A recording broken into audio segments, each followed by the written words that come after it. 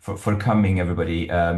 It's taken some time, and I know you're very busy to organize it. But I thought this was because this is the last one of our webinars that we should do as as best as we can. So I just thought that we would just go on with it. Time is limited for all of us. We do have 3 days, so I just wanted to again thank everybody for coming and just to remind that everybody that we're this is the SOMAT project, right? And we're looking at some socio-material transformation in Norway and East Asia through an STS lens, right? So we're focused on sustainability, digitalization, and diversity.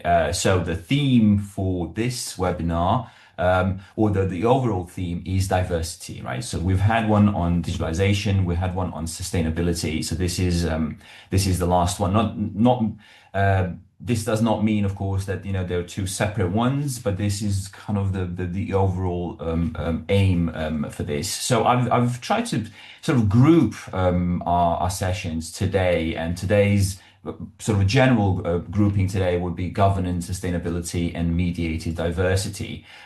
So that is kind of webinar one. And the reason kind of why we're doing this is because we know that technology and governance are never really neutral. So we're looking at how different forms of diversity, whether it's ecological diversity or digital platforms, are managed and mediated and understood across different institutional or cultural contexts. So that is kind of the overall framing of this. And just to remind everybody that we have 10 minutes, only 10 minutes per presentation, right? Plus 5 minutes for Q&A. So I would encourage everybody sort of to sort of note down some thoughts for the final kind of a 10-minute session where we're trying to recap everything and then find some lines of discussions throughout.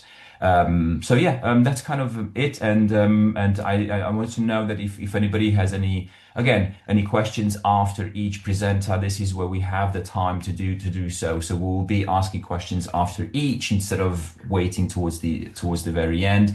But just I sort of I guess I would encourage everybody just to see if we can if we can think about what we've done so far and what we're doing and sort of connect it to what we're doing today, and again also to think for the future. What are some of the sort of what are some thoughts of further engagement that we can see here, and what we can perhaps think about today for tomorrow and for Thursday as well.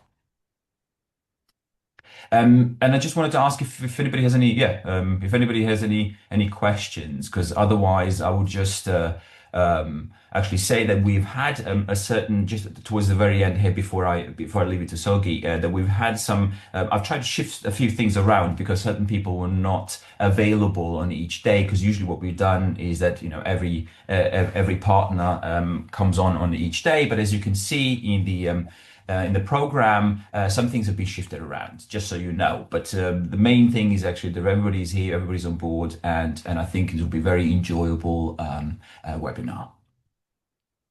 So so it's five past. So I will just perhaps say welcome to Seulgi, and maybe she can take over from here. Hey, thank you for inviting us, and thank you for giving time to present some part of my doctoral research. So can you see my slide well? Okay, let me begin. So I'll present today as a part of my doctoral research, and by end of this talk, you will have a new way of thinking about diversity. Not as something we simply protect, but as something that is made through technology and politics. So I want to start with a geographical puzzle. Korea is in Pacific, and Korean rivers have had Pacific salmon swimming in them for thousands and thousands of years. But today, what Korean farm and what Korean likes to eat is Atlantic salmon. So a fish from a completely different ocean. And why and what does this tell about the diversity is my question. So here is a basic geography. Atlantic salmon lives here, like Norway and northern Atlantic, and Pacific salmons live right side, around Korea, Japan, and North Pacific, and different ocean and different species and different evolutionary history, so to speak. So when people talk about diversity in this context, they usually mean one thing, genetic diversity, keeping wild Pacific salmon genetically pure. So this is kind of mainstream conversation, but I want to propose something different today. Diversity is not just something to protect, it is a word that works, and I want to show you what it does. So here is where the story starts. Korean salmon consumption exploded. From 2017 to 2021, imports nearly doubled from 300,000 to almost 500,000 tons. So almost all of it, Norwegian Atlantic salmon, flown in on cargo plane. The image on the right is the cargo plane image from the promotional video of the Bergen Aquaculture Visitor Center. So this is Norway's national success story, packaged and exported to the world. For our Norwegian colleagues here, this image will be very familiar. But what may be less familiar is what happened when Korea decided it want to produce this fish itself. Before the farming even stabilized, the marketing had already begun. A promotional video names the Atlantic salmon Oslo. My name is Oslo. A tasting event in Busan in 2024 celebrates eco-friendly Atlantic salmon farming. The fish is being made Korean, culturally contained, you might say, before it physically like contained and farmed. In May 2016, a company called Donghae STF achieved a very first successful ocean-based Atlantic salmon farming in Pacific offshore. It was quite remarkable technological achievement. It was an open net fence system, just like a Norway does, is engineered to withstand the heavy current. But look at what happened next. Just 1 month later, June 2016, the Ministry of Environment designated Atlantic salmon as a potential risk species. The industry and the regulator were moving in opposite directions simultaneously. The scientific basis came largely from Norwegian research. The Norwegian Institute for Nature Research, called NINA, had been studying escape farm Atlantic salmon in Norwegian water for decades. So their finding was farmed fish and their hybrids are more aggressive, grow faster, and outcompete with wild fish. So notice what's happening here. Knowledge produced from the Norway's own experience with the Atlantic salmon escapes become the regulatory instrument Korea used to restrict the same fish. So for 3 years, the debate continued in parallel. Industry submitted risk assessment and reassessment. Regulator reaffirmed the designation. Neither side was winning. By late 2019, a question mark hung over the whole project, and then the National Assembly steps in.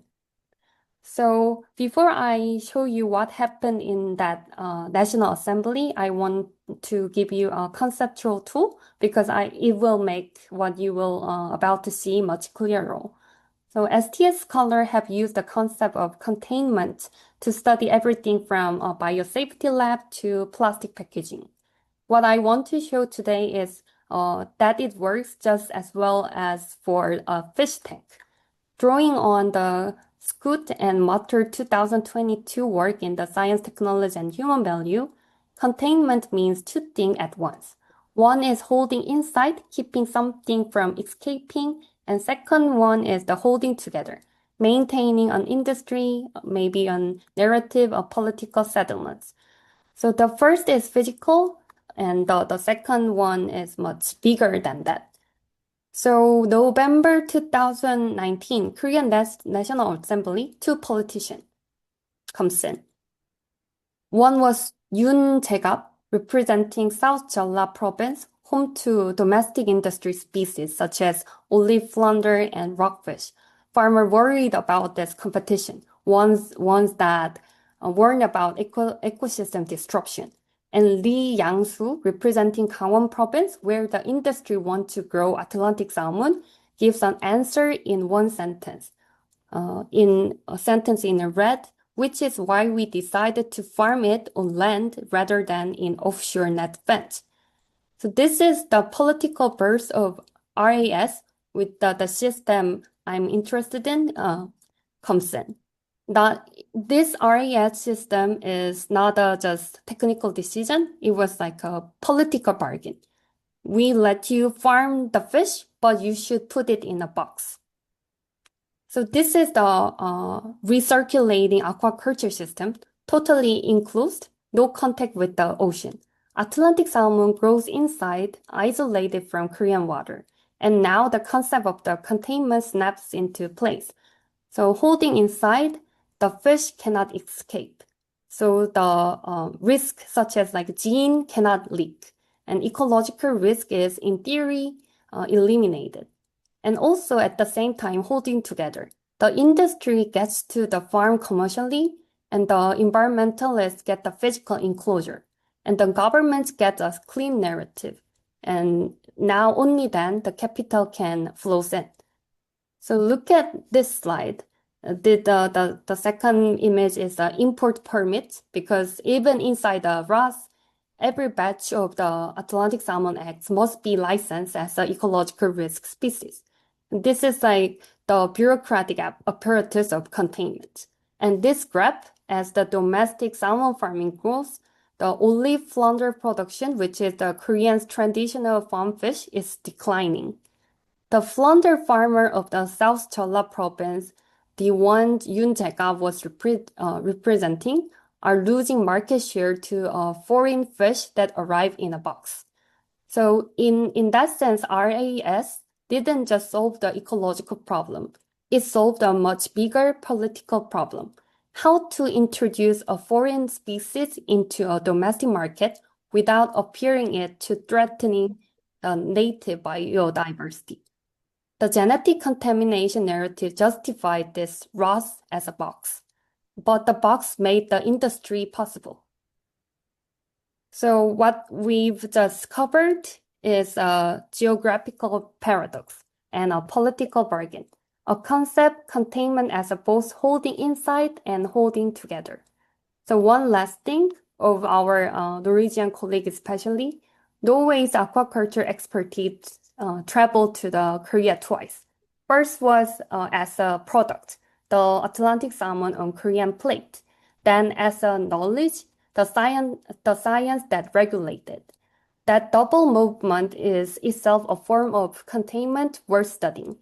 So I would like to suggest the next time you see some kind of the technology introduced in the name of the protecting nature, protecting diversity, ask not just what it contains, and try to ask what it holds together. Because the answer to the second question is not just about the fish. This is end of my talk. Thank you. Thank you so much, Seulgi. That's fascinating. Yeah, thanks.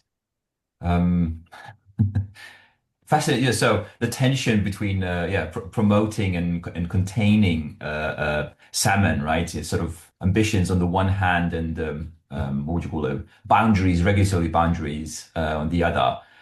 So maybe if I may, with a question, I was sort of thinking, how do you see this evolving? Kind of I was thinking maybe in the near future. Perhaps so are there workarounds? Or are we going to see this kind of tension continuing?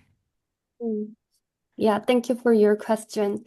What makes me more interesting and fascinating is the industry become more high tech, just as Norway does. So a lot of technology are now introduced and made, developed with the with from small startup company to the large governmental company. So what I'm gonna study more is what kind of the technology are there and what those technology actually does to this industry and diversity or other value in general.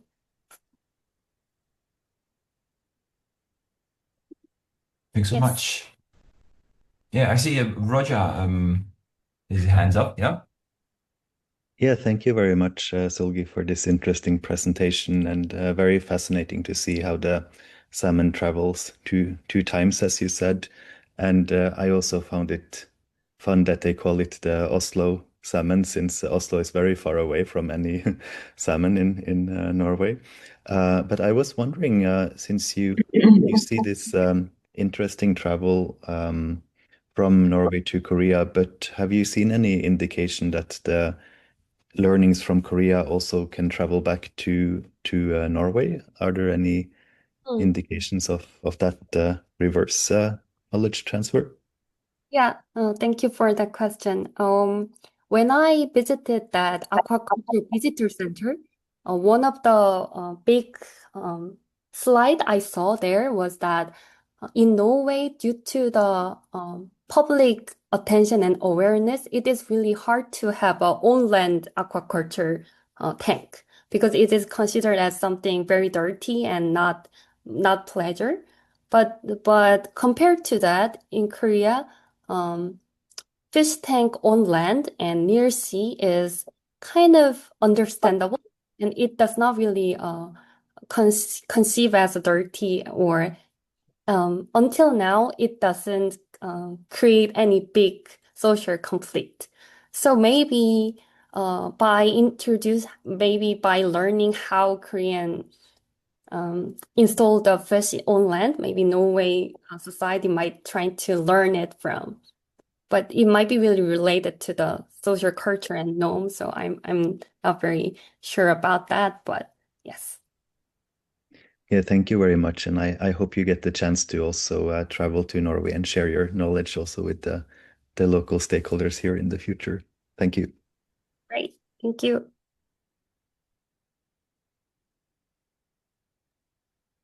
We have 1 minute. If anybody has a question, a quick one, before we move on to the next speaker.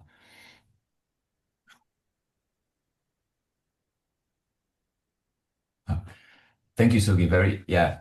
Thanks so much. Very interesting. I was thinking I've actually told, but perhaps it's we have a bit of a slight change in the program here, very last minute. So I was thinking maybe if you don't mind, Professor Wang, that we shift the next two speakers. So if Jingwei and Sijing Song can come up before you, is that okay? And then we'll move on to next time. Okay, yeah. So I will just, yeah, without taking any time, because we have a very strict schedule here. Perhaps we can have a Tsinghua presentation actually up next. So this is just a slight change of plans because of because of scheduling. Hello, Zoran. Hello, Hiya. Roger. Hi. Nice to meet you again. And hello, all. I'm so sorry because I have a meeting in 20 minutes, so I have to finish the presentation a little bit earlier. Thank you very much, Professor Wang. I'm so sorry. Yeah, today I and my PhD student are going to talk about a story about the rural women and how they present their daily life in Douyin on the online platform. And Sijing, can you share our presentation online? Oh, sorry, I'm not allowed to share the screen. Oh, okay, I see. It said the host don't allow the participant to share the screen. Oh, okay, you are invited to be the host. Okay, you can share now, or I can share the Yeah. presentation. You should be able to do that now. Yeah, I have just make you co-host. Oh, yeah, I can do this now. Okay, maybe I can start now. Okay, can everybody see the screen now? Yes. Yes. Okay, let's start. Okay, so today I'm going to talk about a story.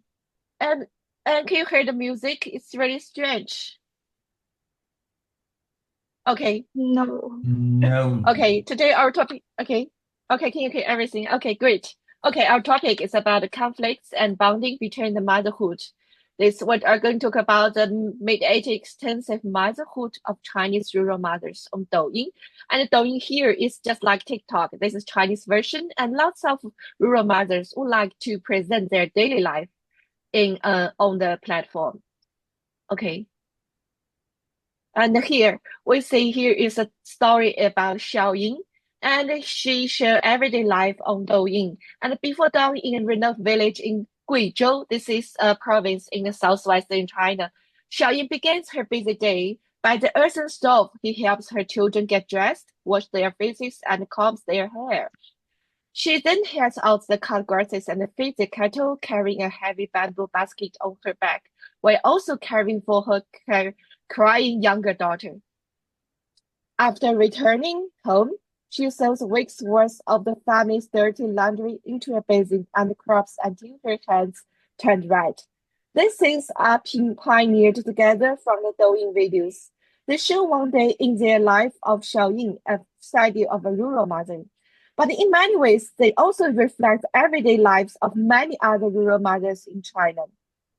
In Chinese modernization process, rural women have often remained at the margins of social development, shaped by the traditional Confucian and patricial mom norms. They have largely been tied to the domestic sphere. Although modernization has brought some changes, many rural communities still hold on the traditional gender expectations, and women continue to take on the most of domestic and agricultural labor. But what makes Xiaoying different from many other rural mothers is that I finished all his work. Her day is still not over. She also has to edit the video clips she recorded and upload them to Douyin, which is the Chinese most popular short video. So for Xiaoying, recording her everyday life is not just about sharing it online. It also become one of the ways her family makes a living. So with the rise of Douyin, more and more rural women have joined the short video platform economy. They use this platform to show their everyday lives while also trying to earn money. So the group, which is represented by Xiaoying, sometimes referred to online as the Bitter Melon Brigade. Here is a very special name. They call it the Bitter Melon Brigade. This shows video of the hardships, childcare, and rural family life. And these videos also attract the sympathies and concerns from the urban viewers. Most of them are women also. It's interesting. But they also trigger the consciousness and the criticism from this group. As a result, this content creates a complex interactions and tensions across urban and rural and class divides. At the same time, the story of rural mothers on Douyin are not only about social change in China, they also connected to a broader global issue. In platform society, women are increasingly use the digital medium to negotiate family relations, social expectations, care works, digital labor, and the tension between the traditional and modern values. So as we know, most previous research on media and motherhood has focused on Western middle-class mothers. However, motherhood is culturally constructed and needs to be understood in a very specific social context. So in that sense, the meeting point between the rural Chinese society and the digital platforms have produced a distinctive form of motherhood.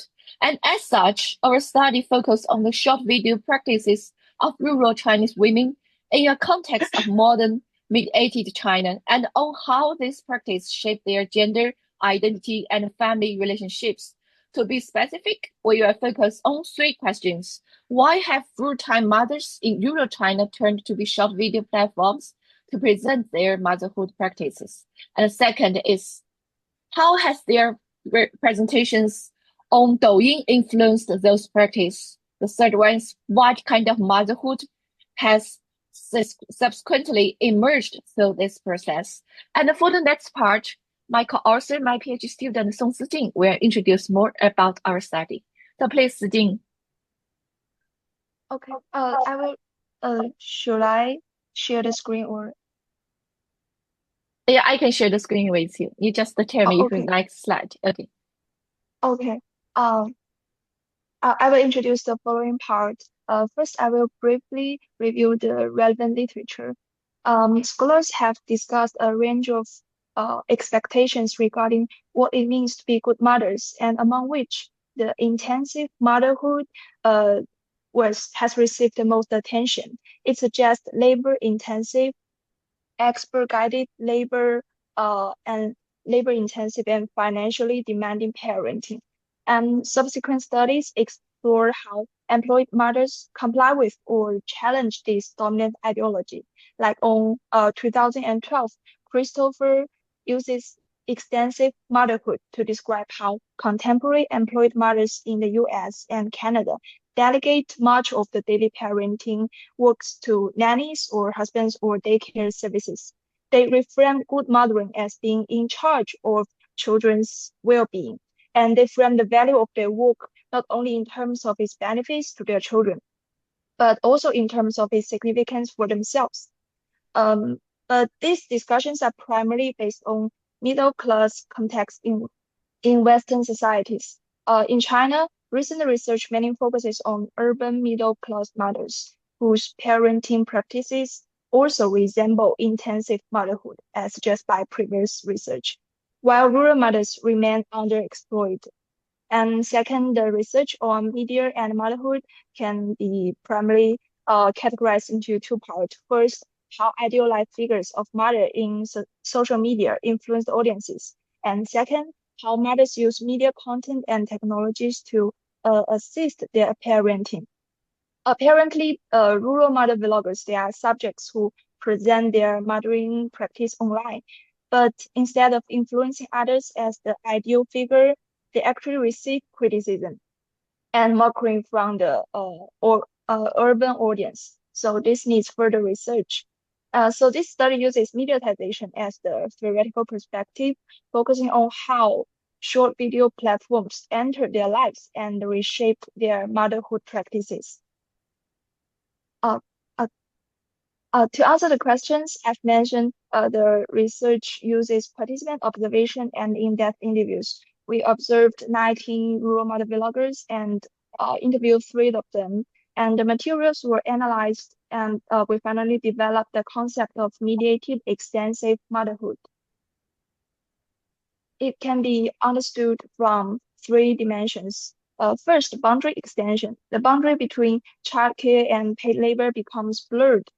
Many rural mothers, they follow their husband to work in cities to earn more money before giving birth. However, due to the constraints such as the household registration system in China, children with rural household registration can attend schools in cities. So rural mothers are expected to remain in or go back to rural areas to care for their school-age children, which limited their family incomes, make it difficult for their families to help with financial hardships. Actually, many rural mother vloggers, they began live streaming or upload their short video because their husbands were unable to work due to illness or accidents, leaving the family without income. And the rise of platform economy had provided them with a new opportunity. Being a vlogger allowed them to balance childcare and paid work. For one thing, they can do this work without leaving home. And it's the last and Oh, this is next one. Oh, and the last one. Yeah. Yes, the boundary this one. extension. The last one.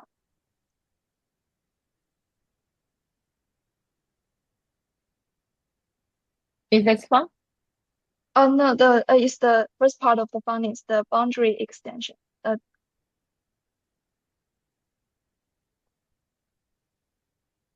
Is that one? Before this and before this.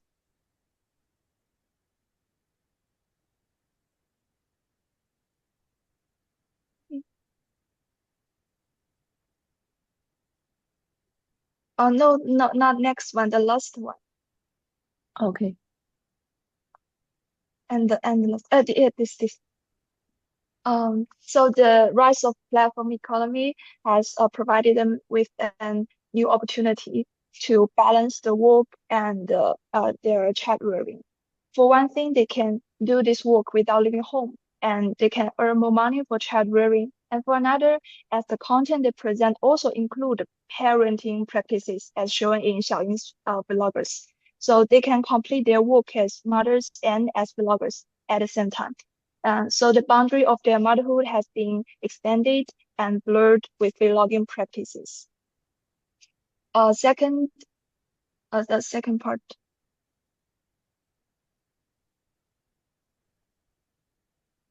Second, the dominant motherhood ideologies are extended. Their primary audience consists of middle-class mothers in urban areas who have been significantly influenced by the value of intensive motherhood. For example, from their chats or comments as shown here, they will notice some details in rural mothers' child rearing, as shown here. This part. They will question their parent methods. Such comments overlook the time and money and knowledge needed to take such actions, which were really realistic for mothers in rural areas. Here, the live streaming platform not only enables rural mothers to be active narrators and to present their everyday labor, but also subjects them to the scrutiny of audience with different economic conditions and values.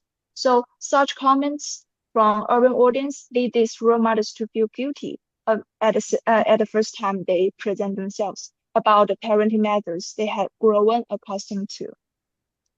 And the next one. Third is the extension of supporting network. The conflicts and bondings are actually coexisting in the relationship between the vlogger and their urban audience. Self-representation through short videos and live streaming reveals numerous details and offers opportunities for two-way interaction. This fosters empathy and understanding that transcends social class and urban-rural divides. Many viewers watch their live streams every day and for longer than a year. So through their continued viewing, these urban mothers, they have developed a sense of familiarity with the rural vloggers and gain a deeper understanding of the lack of social resources they face and come to admire their determination to make best of their life.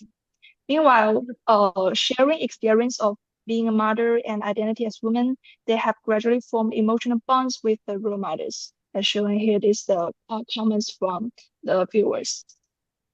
As a result, they not only watch and comment, but they also tend to provide vloggers with informational, emotional, and economic support. They will share parenting experiences. They will offer emotional support, like by criticizing a vlogger's husband for being neglectful, and they will tip the rural mothers during live stream or purchase products on their homepage. Some even mail daily necessities to the vloggers. So rural mothers receive extensive assistance and guidance from audience from various places. They are even inspired to rethink their role in domestic labor and fight for more equitable labor division in childcare. And the conclusion part. So in conclusion, the studies argues that digital platforms don't simply represent rural motherhood, but actively reconfigure it. It shows the unique of motherhood practices in contemporary Chinese rural areas. While Christopher, he has categorized the extensive motherhood as a strategy to delegate and in middle-class families. The extension here, it is facilitated by the cross-class support networks among women, which is connected through digital media. And in previous research on motherhood, analysis of class differences have often been used to highlight inequalities and differences among women. But as we discovered here, the spread of live streaming and short video platforms allowed the details of motherhood practices of rural mothers to be presented more thoroughly and encourage an alternative relationship between women from rural areas and from urban areas. So it calls for the future research to pay more attention on how digital media reshape new forms of motherhood as well as multiple relationships between mothers from different groups. And that's our study. Thank you for listening. Thank you. Thank you so much. Yeah, fascinating. We are just a little bit of actually past schedule. But I'm sure we'll be fine. I was just wondering if anybody has any questions. But thanks very much. It's very sort of a compelling look at how rural Chinese women they use these platforms, right, to sort of to make the invisible visible, right, to take the invisible labor and kind of turn it into like a digital performance, if you will, right? Does anybody have any quick questions?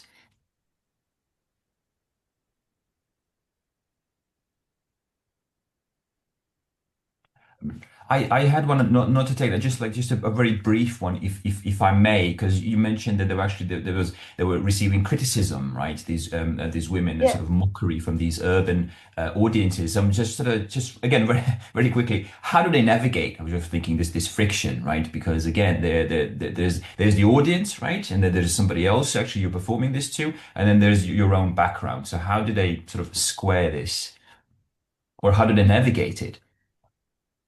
Oh, okay. As we observe, the audience comments are actually important to them, for they are the vloggers, so they need to get more fans and make money. So of course they are easy to be influenced by such criticism. During interviews and live streaming, they have expressed such feelings of they will feel guilty of not being a good mother. So I think it echoes the previous research that the privileged class will judge the unprivileged class for not being a good mothers. But we observed that the influence vary from different mothers of different vloggers due to their context. Some mothers they have more social support in their circumstances, and they have more previous experience of taking care of children, so they are less likely to be influenced by such criticism. So I think it also shows the contextual nature of mediatization. Thank you. Thank you. Thanks so much, Professor Wang. It's it's your turn, and we're slightly behind schedule, but I'm hoping you'll be okay.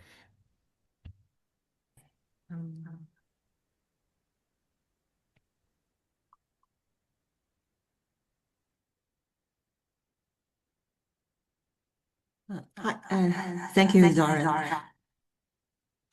Here I'm sorry, there is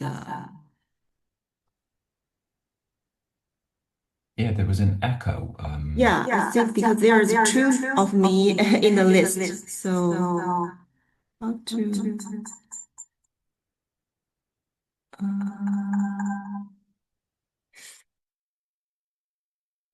Can you try it now, perhaps? Okay, so I've muted one of you, but I'm not sure. I've perhaps muted both now. Okay. okay.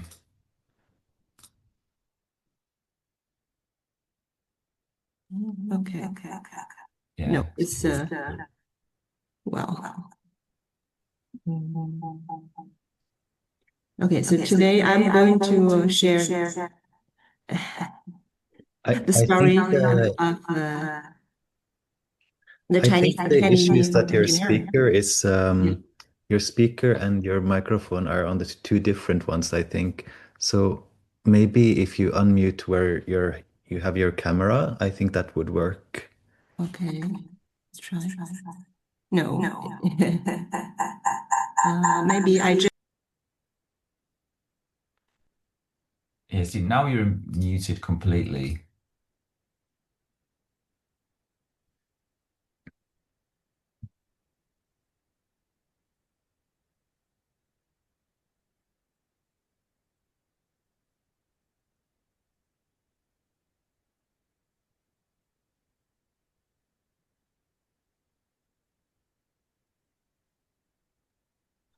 Okay, is that better? No.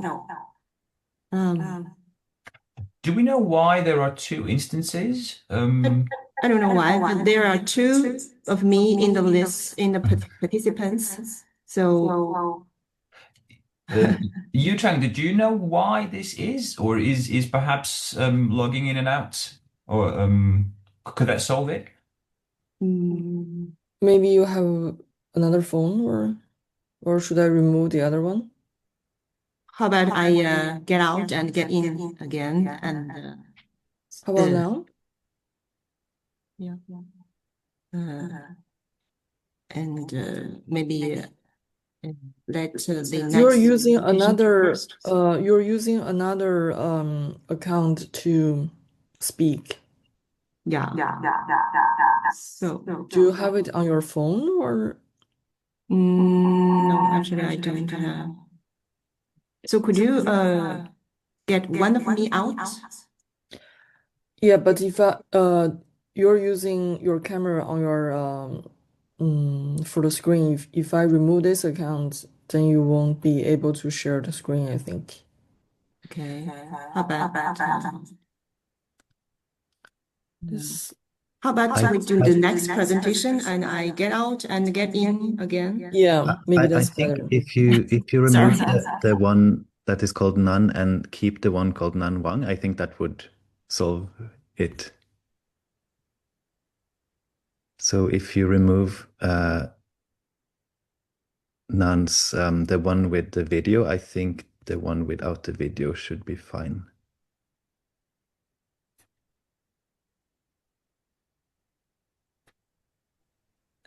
Is that better? Yeah. Yeah. Okay. Thank you.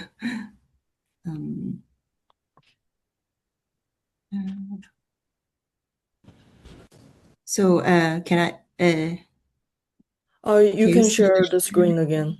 It's all good now, yeah. Thank you. Okay. Oh, no.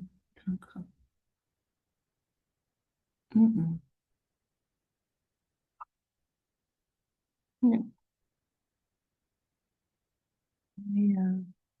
Cannot share the room. Okay. Is that okay? Okay. Perfect. Yeah. Okay. So now, sorry. Now I'm going to share my study about the Chinese Academy of Engineering. First, in modern society, we can find an interesting situation that almost the establishment of the National Academy of Engineering is often later than that of the National Academy of Sciences. From some examples, we can see that the time gap can be almost from 100 years to 300 years. And here, China has some special things than the other countries, because the fact that the establishment of the Chinese Academy of Engineering went through a 20 years long process during the period from its original conception in 1978 to its final birth, 1994. And also, there is some special or different characteristics of engineering as a profession in China. So today I'm going to say a little bit about the National Academy of Engineering in China. First, I will say a little bit the engineering and engineer in Chinese language. Engineering is 工程, the two characters. 工 means artisan skill, and 程 means measurement, dimension, quality, and so on. When the two characters were put together, they refers to the large-scale civil construction since the Tang Dynasty. And in modern Chinese language, it's still the same meaning. An engineer in Chinese is 工程师. Shi here means a master. And this word was created during the self-strengthening movement. And this movement actually was a period of reforms initiated during the late Qing dynasty, following the military disasters of the Opium Wars and the Taiping Rebellion. So these defeats exposed the weakness in Qing military and administrative systems. So promoting efforts to strengthen the state and promote the national economic development. So in China, we can see that engineering seems always to have been more civilian and less military than the similar activities in the West. And also from its birth, engineering in China was a profession in the service of state power, national defense, and national economic development. So the relationship between the state power and engineering profession in China was one of mutual dependence. And why in 1970s the CAE was needed. And the conception of creating the CAE initially originated from and was promoted by some members of Chinese Academy of Sciences to upgrade the status of engineers and facilitate the development of engineering. Why? Because there was 4 academic divisions in CAS, and one of them is named Technological Sciences. Technological sciences in Chinese refers to such disciplines like metallurgy and medicine and oils, gas research, something like that. So it is very different from the basic science. But all the members in this division actually were very, very few engineers. Most of them are scientists. And at the same time, there was our international wave of national engineering academies in the world. And the Council Academy of Engineering and Technological Sciences founded in Washington, D.C. in 1978. So now Chinese engineers and scientists, they found, we can founded the similar academy in China to upgrade the professional status of engineers.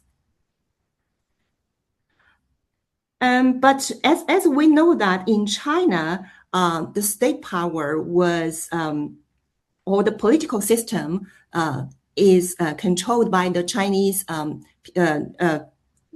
the Chinese communism, CPC, the Chinese Communism Party.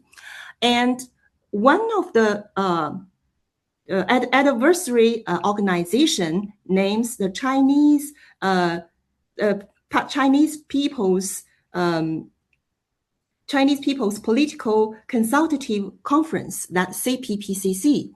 This is a adversary organization for the CPC, the Communist Party of China. And the members of CPPCC was from different organizations and different political parties.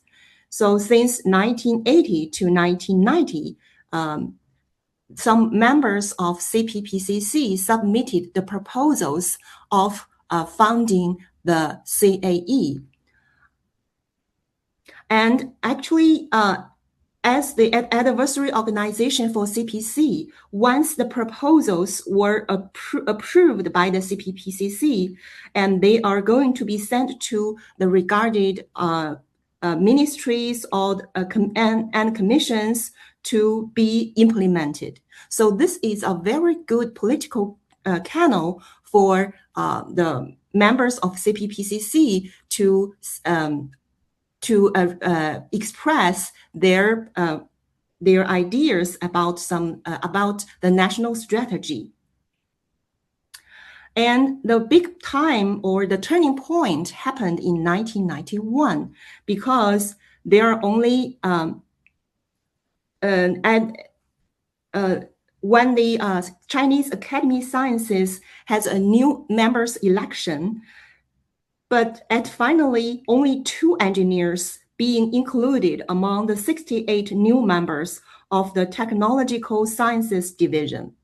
This election made those scientists and engineers who advocate for the CAE more aware that the existing system of CAS divisions needed to be changed in order to improve the recognition of engineering and the status of engineers.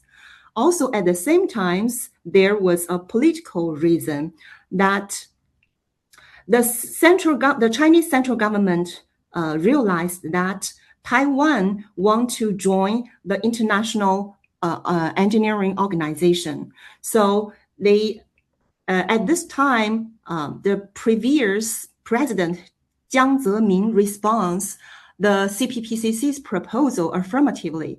It has been suggested many times. It is necessary to exchange the views with the sectors concerned about making this decision. So after that, after 2 years preparation, in 1994, CAE was founded. According to the historical background, we can see that the engineering in China has a very close connection with this political system.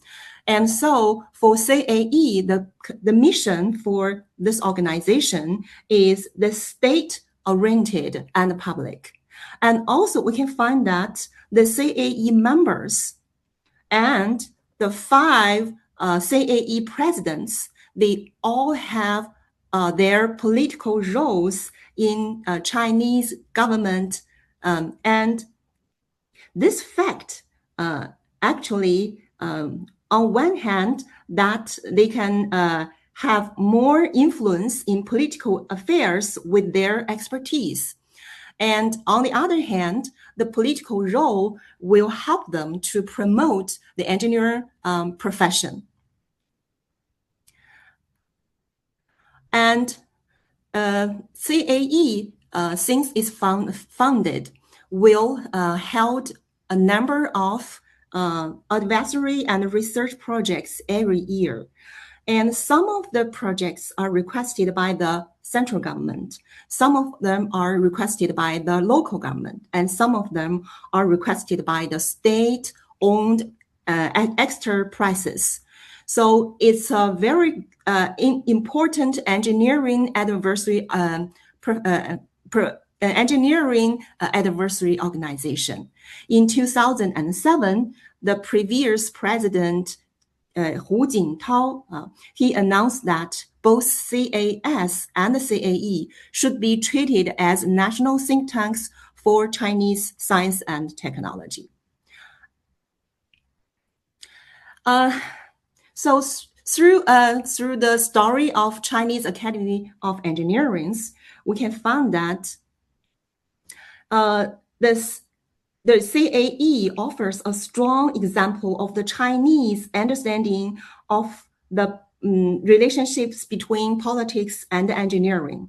In most countries, the problem of an alliance between applied scientists, engineers, and the state, that is called a technocracy, has been discussed mostly in terms of the ways such relationships constitutes a challenge or threat to democracy and the public participations in political affairs. But by contrast, in China, the policy recommendations from scientists and engineers can be interpreted as a kind of democracy, as it involves more than politicians in political decision-making. So we call this as a special China model, through a China model. And actually, this is a view that has been more explicitly confirmed by the Chinese recent activities. After 2007, actually, both Hu Jintao and the present president of PRC, Xi Jinping, they both reconfirmed that the CAE's important adversary role in the strategy of the whole country. So this is what I want to share today. And thank you so much. Thanks so much, Professor Wang. Yeah, fascinating. Do we have questions?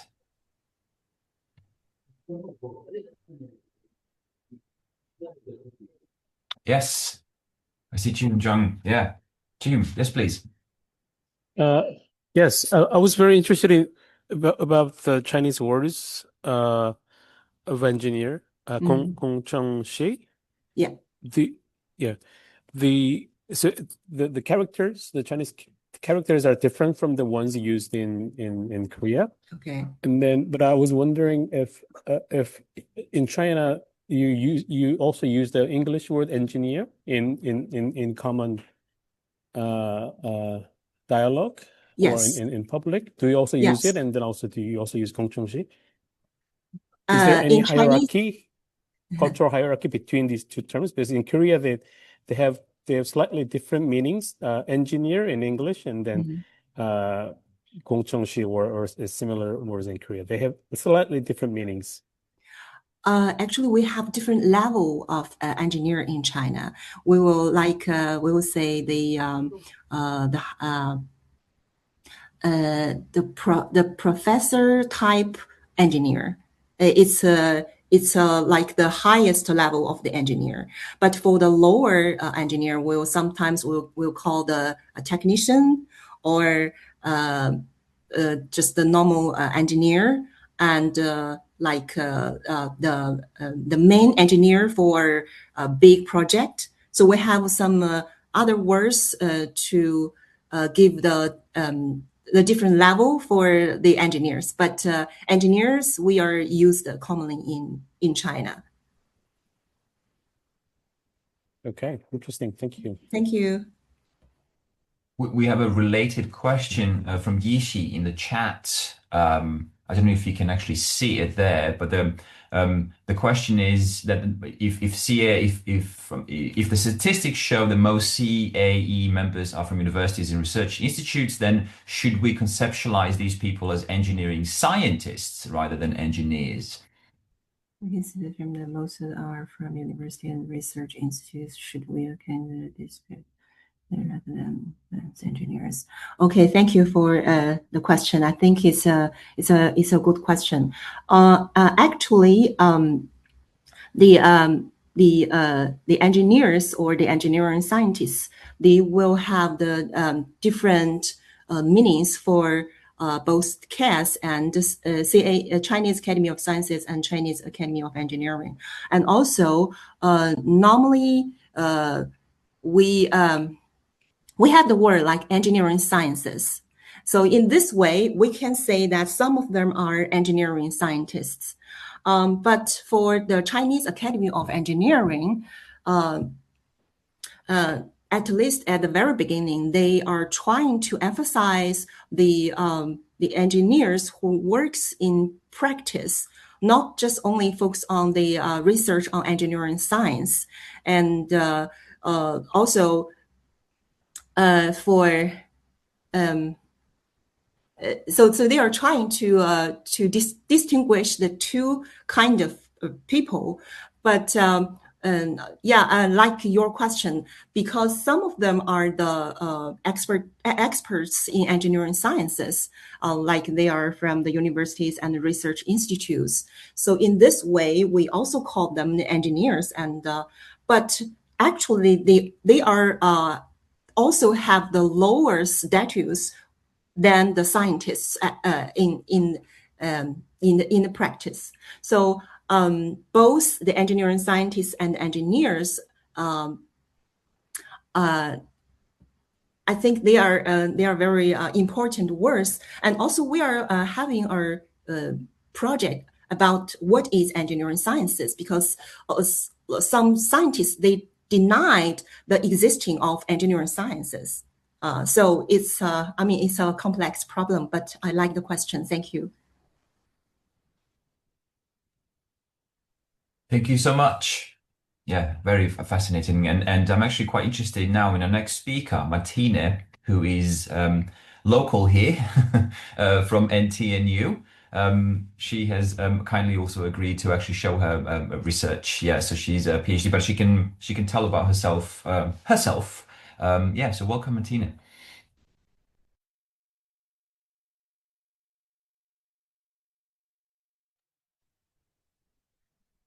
Martina, you're muted. We're not hearing anything yet. There you go. Okay. Can you see my screen or do you see my notes? We see your notes. Okay, let me see here then. There we go. Yeah. Perfect. Okay. Thank you so much. As Zoran said, my name is Martine. I'm very happy to be here. It's been super interesting listening to everyone, and I look forward to the last presentation as well. Today, I will be talking about friction and flow, an approach to empirical intersectional research.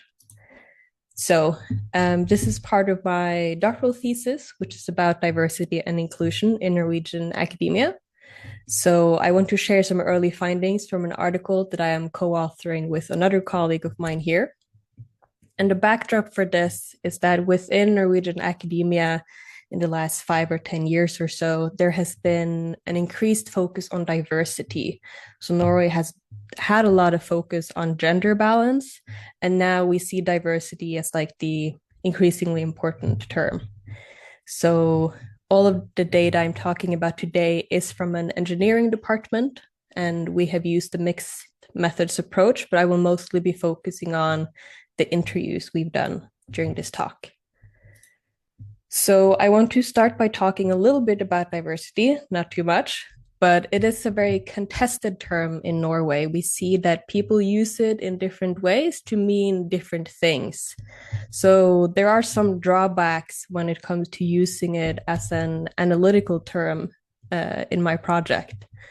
There is also the chance that we risk taking the categories that exist for granted. We end up assuming which ones are relevant rather than treating them as empirical questions. And this also means that if we rely on diversity, we risk becoming blind to categories and differences that appear outside of the policies and strategies we use. So what we are trying to do in this project is to treat diversity as an empirical question and investigate it. So to help us look critically at diversity and inclusion, we draw inspiration from intersectionality. And I'm not going to spend too much time talking about it, but it does help us thinking about the contextual and dynamic nature of identity as something that is a process. Identities meet and overlap to create both oppression and privilege. And also to see a lot of the different moving parts, both in people and in the landscape. So intersectionality is a very complex and heavily theorized concept. So in this article, we're trying to answer calls for how can we research intersectionality in practice when it comes to qualitative empirical material. And of course, there is a suggestion to not assume which categories are relevant, but that part of the work of the researcher is to find out what is relevant in this context. But it's hard to do research by deciding what not to look for. You need to look for something. So what do we look for instead of categories? Which leads us to the questions we are trying to deal with as we're working on this article, which is what is diversity in this context, in this department, and what do we look for instead of the established categories. So when we talk to people, we quickly find out that our informants had very similar responses when it came to diversity.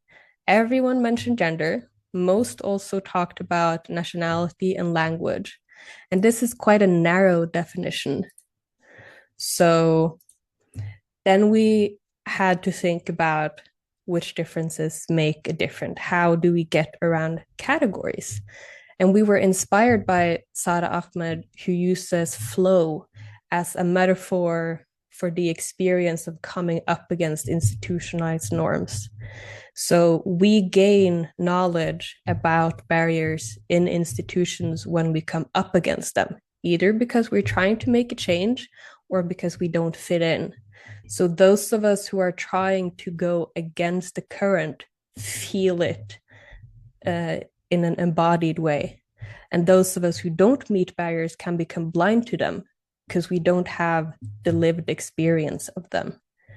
So this inspired us to think about what makes it harder or easier for our informants and look for instances of friction and flow and approach this in an inductive way, explorative, that makes sure it's rooted in the lived experience of informants instead of starting with the category and saying we're going to look for gender, now we're going to look for nationality, and so on. So I picked up a few quotes. I may skip some since we don't have that much time, just to show you how we're trying to work with the material. So here is one quote from an informant that says that nobody talks about what is happening in the Middle East as opposed to the war in Ukraine. If you're from the Middle East, you feel isolated. We know that people might have different opinions. Maybe that's why people are more afraid and nobody wants to talk about it. So from this, we see that he feels isolated because there are things he cannot talk about in the workplace, even though he wants to, something that is very close to him. So there is a culture of avoiding conflict, which we see in other informants as well. So this is about conflict avoidance. It is about workplace norms where there is an expectation to fit in, to avoid making issues in conflict. And this disadvantages employees who are different, who are going against the flow, because they will be noticed when they raise an issue that people aren't used to hearing about. They are the ones seen as a problem. And then I will skip this one and go on to this. So here is an informant talking about recruitment practices. You have to read between the lines. In a committee, we discussed an interview with a woman candidate, and they were saying she was not that good. I replied, she's just very shy. If you look at her references, she was Swiss, which means she would never say that she's good at something. She said she was not bad, which means you are good. So here, the informant is familiar with Swiss culture and says she's able to make a more accurate evaluation of the candidate's qualities because she's able to see past how candidates talk about themselves.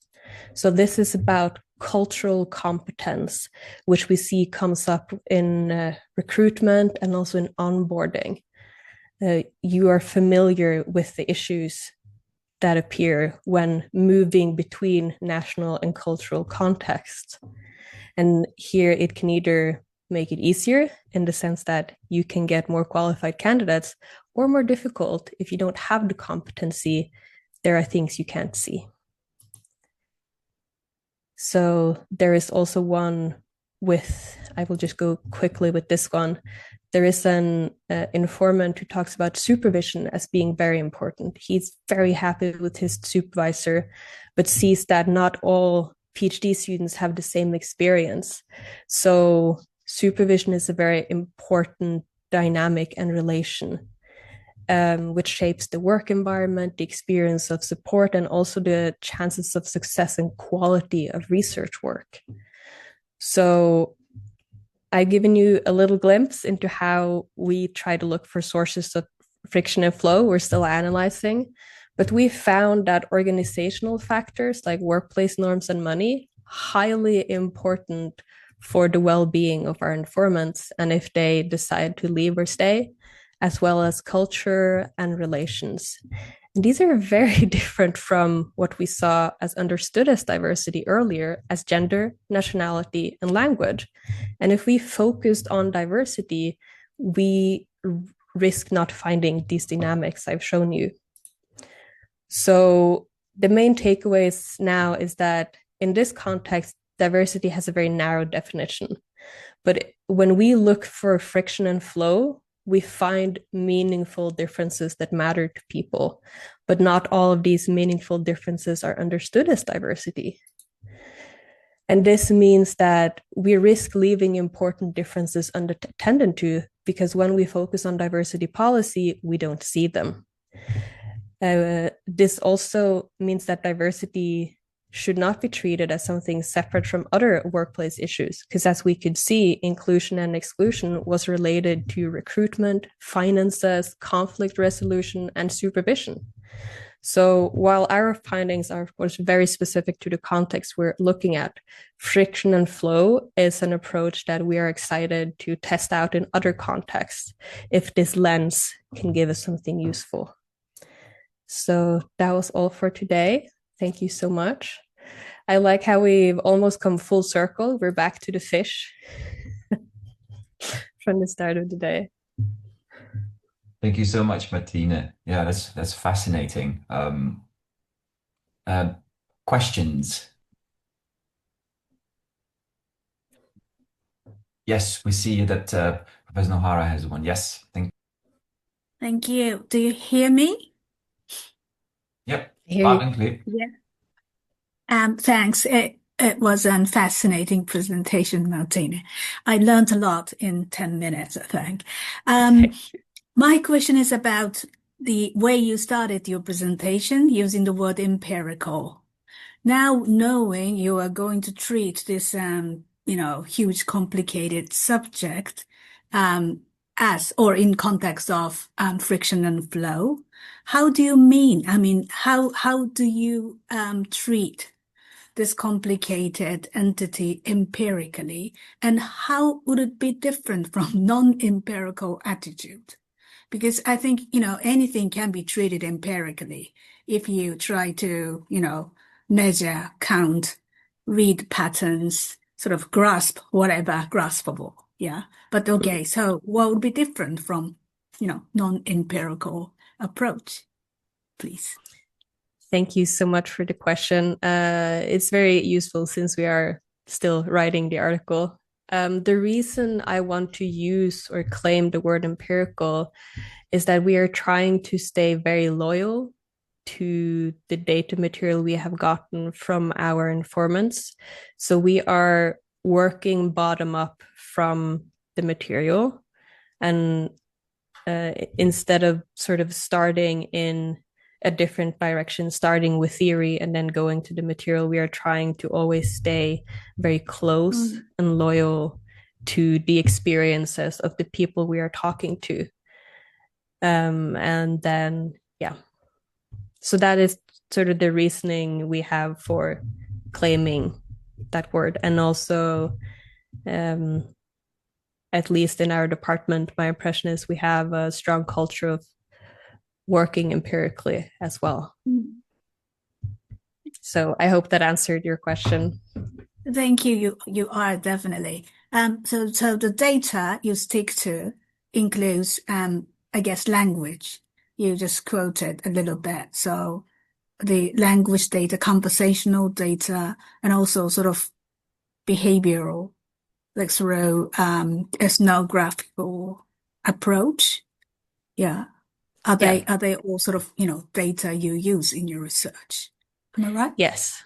So for now, we are hoping to use several sources in our article, but if it becomes too much, we may have to focus on just the interviews for one piece and then treat the other in another article. We will see what happens. It's common to try to bite over a bit more than we can chew in one paper, but I do feel there is something to be said about the feelings I had of being physically present in the office spaces along with my informants for an extended period of time, which I think has shaped my understanding a lot. Okay, thank you very much. I look forward to the, result. Thank you so much for your questions. Thank you. Zoran?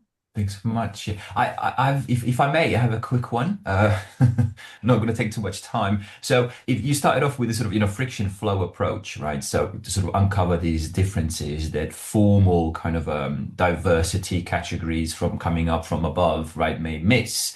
So I'm thinking like, if the institutions now start implementing this, like what prevents these differences now into being turned into some kind of a checklist? Basically replacing one list of checklists with another list of checklists. Well, we're building on previous research by our colleagues who have advocated for the fact that the knowledge about diversity has to be generated in the context in question. So, which means that you would not make a new list of categories. It would have to be something each context would have to find out for themselves. What are the issues we're struggling with here? What are the problems with diversity and inclusion that we are experiencing, instead of having a top-down approach, which of course makes it difficult because how can you make policy about that? And how can you count it? How can you report it? So there are all these institutional policy and reporting mechanisms that we are struggling a bit with. Yeah. Trying to find out how we could implement this in practice. Yeah, thanks so much. Thank you. And I think we have our last speaker for today from KAIST. So we're very much looking forward to Ed10 and on AI. So yes, take it away, please.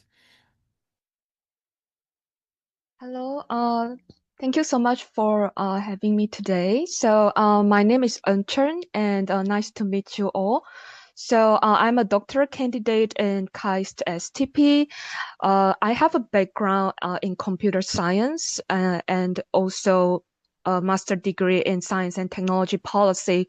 So my research is mainly focusing in using computational social science approach to generate empirical evidence for policy making. So you may find my approach a little bit different from other research today, but I think there are some parts that comes together, especially like in my dissertation, I focus a lot on AI for social inclusion and also sustainable development. So today I'm going to share part of my doctoral dissertation, which is currently under R&R, and it's titled AI Patents and the SDGs, and I compare the development and trajectories in US and China empirically.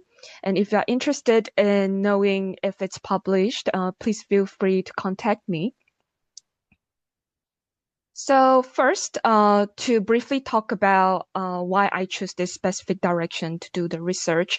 So the patent is a sign, or I would say like an indicator to actually forecast or predict the trajectory for the influence of certain innovations to a society. And then from both reward perspective and contract perspective of patent, we see it as something that could formalize the knowledge as a form of property, and it do bring certain kind of incentive for the inventors to develop patents in certain way. And at the same time, it's also a social contract between the inventors and the society. And that's why it's very beneficial to see its trajectory as a long-term impact to the society. And in this research, I focus on this specific technology area in AI because of this timely issues as the AI development right now is accelerating a lot. And then I think it's really important to see right now that from the patents as indicators, whether it's aligned with sustainable development and to what extent. And then in this research, I also specifically focus on the China and US context because first, patents is very territorial, so it's important to set a territory when doing the research. And second, the China and the US, it's very important two key players in this global AI patents landscape. They take account for more than 80% of AI patents from the empirical evidence we can get from a report. So overall, this research is going to trace the trend of AI patents and how much it aligns with sustainable development using UN SDG as a framework to actually as an empirical kind of like the metrics to measure it. So in this research, I hypothesize and argue that when we predict the trend and trajectory of AI patterns, we could see both convergence and divergence, combining the perspective from the world polity theory and also the varieties of capitalism. So I draw like a very simple figure down there to show how I understand this. So although under, for example, the same environment, like a global norms like SDG, like each country could probably adopt it in the very similar directions, but because of some localized environment and some specific innovation policy and also their institutional setups, even with the same influence and the similar convergence, we can also observe some divergence and how they've been adapted in the local situations. So in this research, I hypothesize that US as like a liberal market model could most probably like emphasize certain directions that have more promising or consumer-facing sectors. And for China, which is a more state-managed models that driven by the government objectives, when we see the trends and trajectories, we could see some hints how it's aligned with the strategic national goals more obviously. So for the research gaps, I want to focus on when we look at the existing literature, there are like two main gaps we see. First is that if you look at some research about AI patterns, they usually do not really look at the institutional drivers as much. So this side has been unexplored. Another gap is about a lot of research about AI and SDG didn't really focus on the trends of patterns and also how the early indicators of innovations could play an important role in policy making.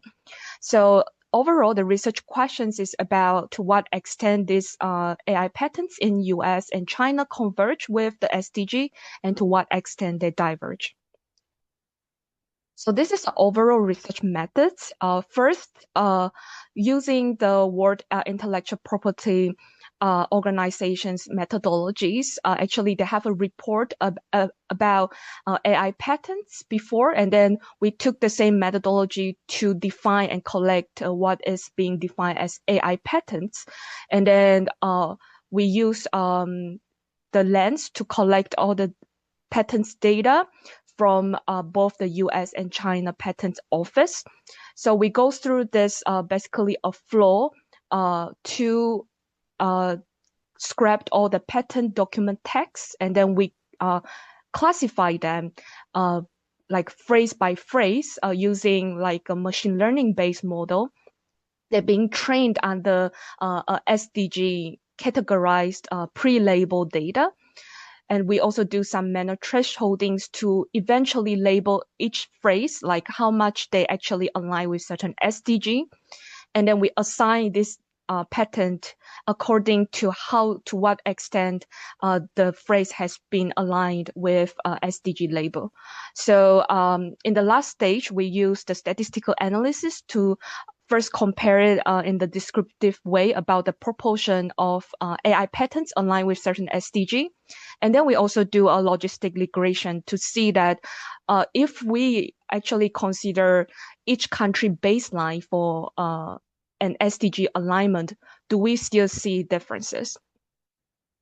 So here are the key findings. When we look at the overall descriptive landscape, we see China has more AI patents overall, so they are definitely winning in the volume-wise, but the US shows the higher relative emphasis on SDG when we look at the proportion-wise, when we compare it with proportion test in statistical analysis. And the SDG 7, which is about affordable and clean energy, hold the largest number of patents in both countries. The convergence are very obvious, actually, in the energy aspect in SDG and also health area, as both countries record the strongest alignments in these two sectors. But there are also divergences that we can observe. And in US, we see the very obvious divergence in the SDG that related to education, sustainable cities, gender equality, and also reduce inequalities. For China, we see the three SDG they are leading. First is about clean water, another about life below water, and also those related to peace, justice, and strong institutions, which is those that most probably are related to like the security and also institutional management. So this also, I also want to emphasize the logistic regression findings because this study is not just about comparing the volume and proportion between two countries. When we do the regression, we're trying to add country SDG interaction terms. So what it means is that when this term is significant, it means that just look at the baseline of each country in each SDG is not able to explain the differences, meaning that when we account with all the baseline volume or baseline proportion of the pattern data, we still see differences, which means that there is the influence in the institutional setups difference between US and China. So for the discussion, this empirical research proved that there's convergence and divergence in this kind of AI patterns context, and then they actually interconnected with each other, showing in this trend that we can see from the AI innovations trajectories. And when we see the convergence in, for example, health and energy, we find existing studies that shows that the reason why it's related to health and energy, it's always converged between these two countries, is because it's linked a lot to the domestic economic incentives and also the international priorities. So when the global scripts and the domestic incentives link each other, we can see the most synergy actually happens. And the divergence is all reflects a process of national filtering, especially when in the US, a lot alignment is linked actually to the market incentive. But in China, a lot alignment that related to, for example, the water and governance and environmental goals are actually linked to their state-driven policy and national priorities. And this is the last slide. So to emphasize the implications of this study, it's about that recognize the institutional diversity when we look at the AI innovations. And then also, we also need to recognize that when we just have a single pathway of AI regulations and development, it won't work because of this process of national filtering. And it's good to actually have more empirical research and evidence to show that in what area the collaborative approach and initiatives could take the most synergies, and what area has been actually ignored or underdeveloped because of the misalignment of the national priorities and also the global needs. And lastly, to talk about the limitations, please keep in mind that this research is more exploratory, exploring studies. So it's not really talking about a lot of causal relationships or why, actually the question why behind these differences. But this definitely would drive our future research that will link the pattern data to more institutional variables and also expand comparisons to other contexts. So that's all for my presentation. Thank you so much. Thank you so much. Yeah, that's very, very interesting, very fascinating. Do we have any questions?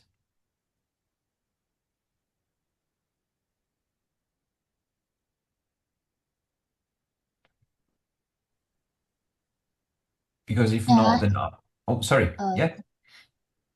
Yeah, just a very quick question. Yeah, this is a very interesting research, but I wonder why our market-driven model cares more about health and our state-driven model cares more about environment. What about a government-driven model cares more about health and a market-driven care more about water? So it feels like whatever direction is is right? Thank you so much for the question. So, in this study, when we do the discussions, we found out that, especially, for example, in the US, the health market is a very big market. So we suggest that this align a lot with the health incentive. Of course, that because as I mentioned just now, that the China has actually higher volume in the AI patents in a lot of areas. But when we look at the proportion, it's higher in US. So I wouldn't say that I think it's careful to interpret this study not in the perspective of like other SDG is not valued under certain contexts. It's just there's a tendency of the divergence and convergence was emphasized in this study. So the health market is a big thing. Another thing is that my data is from 2020 to 2024. So we also emphasize actually the boom of the health market after the COVID-19 as well this as an effect. And from another side is that in the China context, the environmental SDG has a much better performance proportion-wise. So this link a lot to the national priorities, and we see a lot of the green innovations, kind of the leading national priorities in China. So I think that's how we actually discuss about these findings in this research. Okay, thank you. Do we have more questions? Because I had one, if I may, if nobody is there. So yeah, it's very interesting. You were sort of looking at like a US, right?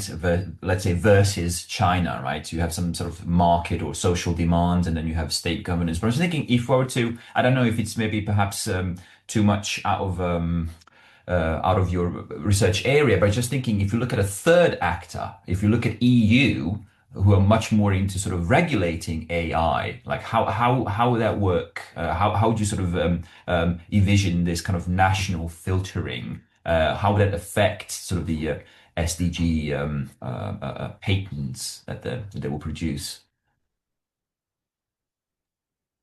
Thank you so much. So I think the patent has certain characteristic and properties that actually it's like I see it as it plays a lot of functions, but one of the important functions of patent is to protect the rights, and then it has a lot of incentive for the inventors or the investors for that technology. And so if, for example, if to also add into the EU context, for the future research, then I might look at the beyond patents and maybe look at more on, for example, the innovation related publications or reports instead, because there's the patents could actually forecast certain like innovation trajectories, but I would say that there's a limitations of what patents could show. It can show only part of it because of its properties, like a lot of important innovations or a lot of important findings may not be patented. So this is something that I think I will recognize in the current study.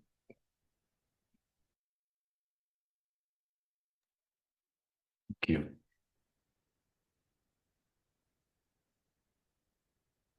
Any more questions for the speaker?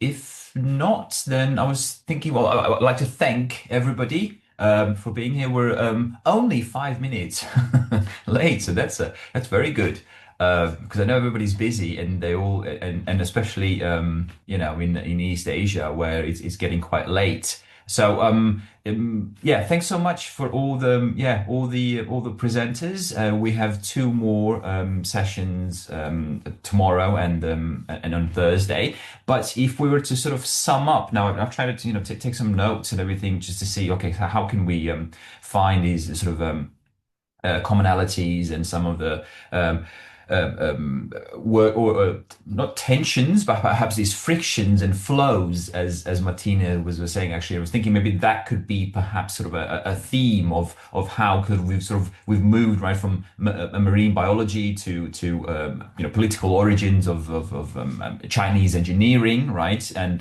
performances of rural mothers and Norwegian engineering college and the data sets of AI sort of patterns. So how do we see this? And it seems kind of like this sort of this governance or this control, if you were to call it, of these categories, how it sort of comes from above, right? So there's this kind of a bit of a more of friction, but then we also see sort of a flow, this sort of filtering, right, where they,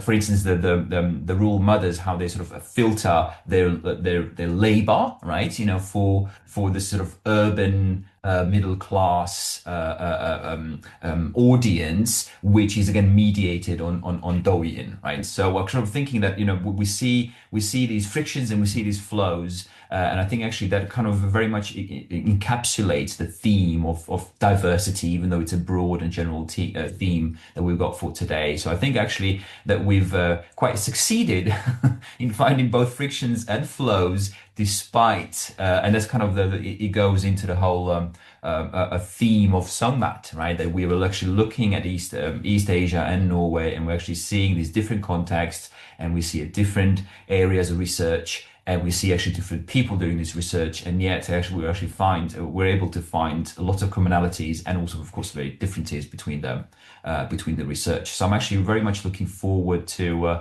tomorrow's session and Thursday's session as well, because I think actually it will be very fascinating to continue exploring these frictions and flows. But I don't know. I'm not really sure if anybody else has any concluding remarks that we should make before we end the session, today's session.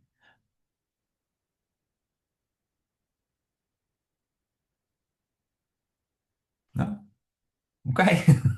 Well, thank you so much. It was very nice seeing you all and seeing new faces as well. And so I say thanks very much. And we will see you tomorrow morning here, Norwegian time, or tomorrow afternoon.